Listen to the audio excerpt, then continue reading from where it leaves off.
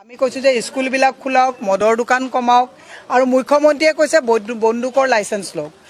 অত্যন্ত সংবেদনশীল কথা।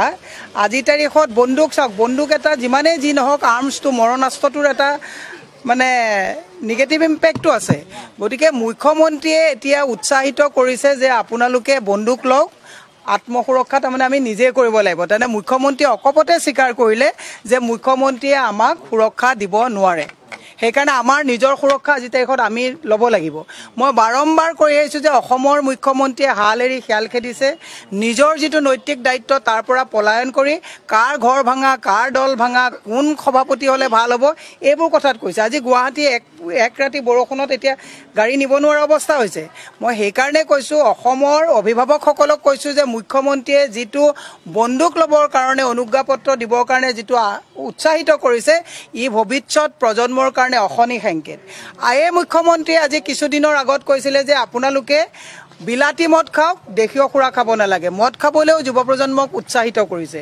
গতিকে এনেকুৱা মুখ্যমন্ত্ৰীৰ স্বাধীনতাৰ পিছত পাইছে নেকি যে আপোনালোকে ঘৰুৱা মদ খাব নালাগে, বিলাতী মদ খাওক, আপোনালোকে বন্দুকৰ অনুজ্ঞাপত্ৰ লওক। গতিকে মুখ্যমন্ত্ৰীক মই কৈছোঁ যে আপুনি কেৱল বিজেপিৰ মুখ্যমন্ত্ৰী নহয়, অসমৰ মুখ্যমন্ত্ৰী। মই অসমৰ দায়িত্বশীল নাগৰিক হিচাপে আপোনাক আহ্বান জনাইছোঁ, আপুনি ক'ত গৌৰৱ গগৈ পাকিস্তান গৈছিলে এই মিছা আৰু ফাঁকি কথাবিলাক কৈ থাকিব নালাগে। আপুনি পুলিচক কণ্ট্ৰল কৰক, পুলিচে সুৰক্ষা যে দিব পাৰে। আৰু পুলিচক আজি উদঙাই দিছে নহয়। আজিতো মই কৈছোঁ যে পুলিচে চাগে লাজত চাগে তেওঁলোকে চাগে নিজে আজি তলমূৰ কৰিবলগীয়া হৈছে যে অনুজ্ঞাপত্ৰ আগতেও লাইচেঞ্চ দিয়ে, যাক লাগে সেই লাইচেঞ্চৰ কাৰণে এপ্লিকেশ্যন ফৰ্ম ভৰি পেলাই লিগেল প্ৰচিডিউৰত যায়। এতিয়া আকৌ মুখ্যমন্ত্ৰীয়ে মাতিছে যে বন্দুক লাগে যদি আপোনালোকে অনুজ্ঞাপত্ৰ লওক। দুৰ্ভাগ্যজনক কথা। মই সেই কথাটোৱে কৈছোঁ, বাংলাদেশৰ বৰ্ডাৰত ডাবুল ইঞ্জিন চৰকাৰে সুৰক্ষা দিব পৰা নাই। তাৰমানে এতিয়া সুৰক্ষা অসমৰ মানুহে নিজে ল'ব লাগিব। তেওঁ কি এইবিলাক আজে বাজে কথা কয়, হিন্দু মুছলমানৰ কথা কয়। অসম নহয়, ভাৰত এখন ছেকুলাৰ ৰাষ্ট্ৰ। ইয়াত হিন্দু মুছলমানৰ লুডু খেল বুলি ভাবিছে নেকি তেওঁ এইটো কথা? তাৰমানে তেওঁ চেণ্ট্ৰেল গভৰ্ণমেণ্টকো তেওঁ ইতিহাস মানে উপহাস কৰিছে। তাৰমানে বৰ্ডাৰতো তেওঁলোকৰ ছিকিউৰিটি কোনো নাই, বৰ্ডাৰ ছিকিউৰিটি ফ'ৰ্চকো তেওঁ উপহাস কৰিছে। গতিকে মই এই কথাটো কৈছোঁ, মুখ্যমন্ত্ৰীয়ে কথা কৈ গৈ থাকোঁতে এফালৰ পৰা যে উলংঘ হৈ গৈ আছে এই কথাটো তেওঁ বুজি পোৱা নাই। আৰু মুখ্যমন্ত্ৰীৰ লগত যদি এই পবিত্ৰ মাৰ্ঘেৰিটাৰ নিচিনা ফুংফাং মানুহবিলাক লগত থাকে তেতিয়া ভাল পৰামৰ্শ ক'ৰ পৰা দিব? অনবৰত কটাক্ষ কৰা, মানুহক লেতেৰা কথা কোৱা, এনেকুৱা ফুংফাং কথা কোৱা মানুহ যদি মুখ্যমন্ত্ৰীৰ কোটাৰীটোত থাকে, মুখ্যমন্ত্ৰীয়ে 100টা ভুল নহয়, এতিয়ালৈকে 100টামান ভুল কৰিছে, 1000টা ভুল 26ৰ নিৰ্বাচনৰ আগত কৰিব।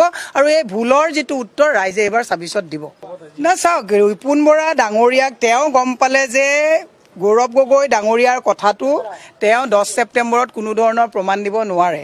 যেনেকৈ ৰাহুল গান্ধী বডি ডাবুলৰ কথাটো তেওঁ প্ৰমাণ দিব নোৱাৰিলে, এই গৌৰৱ গগৈ পাকিস্তানৰ কথাটো তেওঁ প্ৰমাণ দিব নোৱাৰে। গৌৰৱ গগৈ পাকিস্তানলৈ উইথ লিগেল প্ৰচিডিউৰ গৈছে বুলি তেওঁ যোৱাকালি নিজেই কৈছে, 13 চনত গৈছে।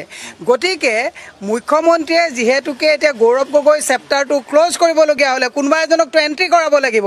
এণ্ট্ৰি ৰিপুণ বৰা ডাঙৰীয়াক কৈছে। মই কৈছোঁ এইটো এণ্ট্ৰিও ভিজিলেন্সত অতি সোনকালে অসমৰ পুলিচ বিভাগে কওক, ভিজিলেন্সে কওক, এওঁলোকৰ দক্ষ অফিচাৰ আছে। এই মুখ্যমন্ত্ৰী এতিয়া চকীখনত আছে কাৰণে উপায় নাইকিয়া কাৰণে চাৰ্কুলাৰ দিছে। তেওঁলোকেও ভালকৈ জানে যে ৰিপুণ বৰা ডাঙৰীয়াৰ কস্মিন কালেও কোনো পাকিস্তানৰ লগত লিংক নাই।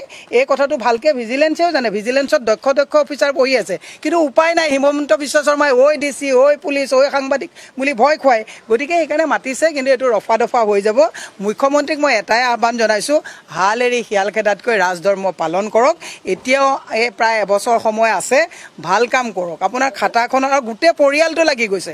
আজি ৰিপুণ বৰাৰ নামত তেওঁ ককায়েক ভায়েক গোটেইবিলাক। আমি ৰাজনীতি কৰোঁ, আমাৰ কোনো পৰিয়াল ৰাজনীতিৰ লগত কোনো মাত দিবলৈ নাহে। এনেকৈ ভায়েক ককায়েক গোটেইবিলাকে অসুস্থ হৈ গৈছে। গতিকে মুখ্যমন্ত্ৰীক কৈছোঁ, আপুনি ভালকৈ কাম কৰক।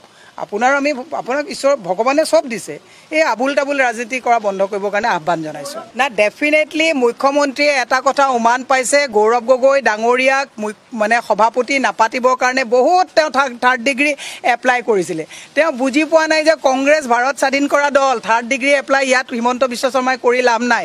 বহুত কথা কৈছিলে তেওঁ, কিন্তু নোৱাৰিলে। আৰু এতিয়া তেওঁ উমান পাইছে, আমি গম পাইছোঁ যে নৰেন্দ্ৰ মোদীৰ অফিচত বোলে কথা হৈছে, গৌৰৱ গগৈ সভাপতি হোৱাৰ পিছত অসমত মুখ্যমন্ত্ৰী এজন ভাল মুখ্যমন্ত্ৰী বহাব লাগিব সৰ্বানন্দ সোণোৱালেই হওক দিলীপ শইকীয়াই হওক তেওঁলোকক বহুৱাৰ কুচকাৱাজ কৰা আৰম্ভ কৰিছে গতিকে সেই কথাটোৰতো পুতকটো তেওঁ বিজেপিত তুলিব নোৱাৰে বিজেপিত পুতক তুলিলেতো বিজেপিয়ে উঠাই পেলাব গতিকে এতিয়া সেই গোটেই বিজেপিৰ খংটো গৌৰৱ গগৈ আৰু ৰিপুণ বৰা ডাঙৰীয়াৰ ওপৰত উঠাইছে গতিকে এইটো খং বেছিদিন নীতিকে আপোনালোকে চাই থাকক যে মুখ্যমন্ত্ৰীৰ চকীখন হিলাবৰ কাৰণে নৰেন্দ্ৰ মোদীয়ে এতিয়া কাৰণ গৌৰৱ গগৈক কাউণ্টাৰ কৰিবৰ কাৰণে Himanta Biswa Sarma is not enough তেওঁ চতুৰ পলিটিচিয়ান তেওঁ অংক ভাল জানে কিন্তু ইমেজ বিল্ডিঙৰ ক্ষেত্ৰত একেবাৰে ফ্লপ গুচি গ'ল যিজন মানুহে এটা কথাকে আজি দুমাহ কৈ পেলাই গোটেই অসমখন অস্থিৰ কৰি দিছে অসমত কিমান সমস্যা আছে খোৱা পানীৰ সমস্যা বিজুলীৰ সমস্যা ৰাস্তা ঘাটৰ সমস্যা নিবনুৱা সমস্যা এতিয়া আজি দেখিছে অৰুণোদয় মানুহবিলাক ওলাই আহিছে অস্থিৰ হৈ গৈছে আজি অসমখন সেইখিনি সময়ত তেওঁ মুখ্যমন্ত্ৰীয়ে